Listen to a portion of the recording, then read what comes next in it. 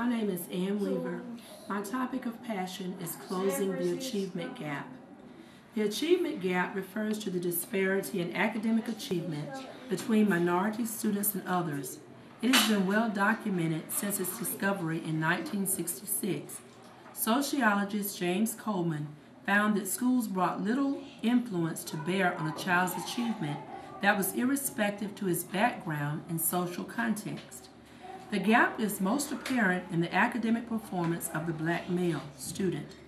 Majors and Bilson in 1992 developed the cool pose theory to explain the coping mechanisms of black males in this society. They assume facades of high self-esteem, aloofness, and calmness to reduce anxiety that is caused by discrimination. Claude Steele identified the stereotype threat phenomenon, as a predicament where others' judgments impede the performance of a subjugated group. Schools are greatly challenged to eliminate this incessant gap in student achievement. Diminishing the gap is one of the preeminent goals of effectual teachers. 5 decades ago, in a landmark decision that shook the nation, the United States Supreme Court issued a school desegregation order.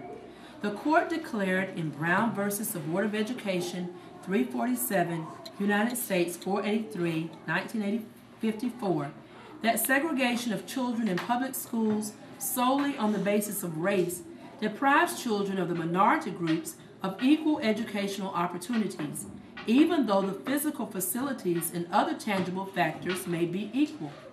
The original Brown decision implied that psychological harms from segregation may cause blacks to feel inferior and perform poorly in school. The deposition continued to separate them from others of similar age solely because of race generates a feeling of inferiority as to their status in the community that may affect their hearts and minds in a way unlikely ever to be undone. Lulled by such promises, Martin Luther King went on to dream that one day in Alabama, little black boys and black girls would be able to join hands with little white boys and white girls as sisters and brothers. Still under the influence of newly won civil liberties, Martin prophesied that freedom would reign from Stone Mountain, Georgia, and across the nation. In Martin's dream, black and white children would play and learn together. Perhaps we all owe Dr. King an apology. We must apologize because in 2009, inequities in education remain, and the people that he gave his life for are still not free.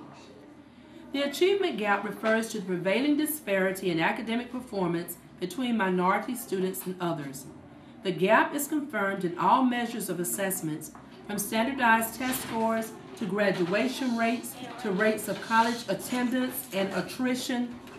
At the bottom of nearly every academic measurement scale is the achievement of the African American male. You may speak to them and leave, please. This writer contends that the color of a child's skin nor his gender should be an indicator of his academic achievement. Children should be able to learn regardless of race, ethnicity, socioeconomic status, or zip code, according to Haycock. The purpose of my research is to examine and to diminish the achievement gap as it relates to my school.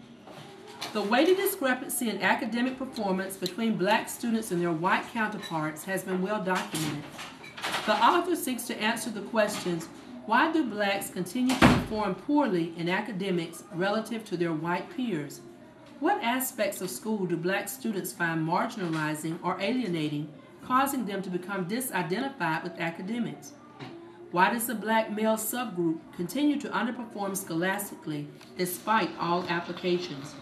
What pedagogies must teachers employ to close it? Despite a narrowing of the achievement gap between African Americans and European Americans from the 1960s to the 1980s, the gap remains substantial and largely inexplicable. In schools across the nation, African American students are performing below standards in alarming disproportions. My school is no exception. My school is a K-12 public school located in southeastern Georgia. The school has a population of 774 students with a 96% black ethnicity. My county's annual median income of $19,940 makes it one of Georgia's poorest counties. Following the implementation of the No Child Left Behind mandate in 2002, the school failed to make adequate yearly progress. Attributable to poor standardized test scores, attendance, graduation, and attrition rates, the school is in needs improvement status. My school operates under a Reading First initiative. Although the school has seen a dramatic increase in reading achievement for the primary grades, around 4th grade, standardized test scores tend to fluctuate or plummet. I propose that this decrease is due to the academic disengagement of students, and particularly the black male subgroup. No Child Left Behind stipulates that schools must demonstrate improvement across all subgroups of children, according to Haycock. The study is significant because despite all applications, the black male student continues to perform at the lower end of each academic spectrum. I conjecture that cultural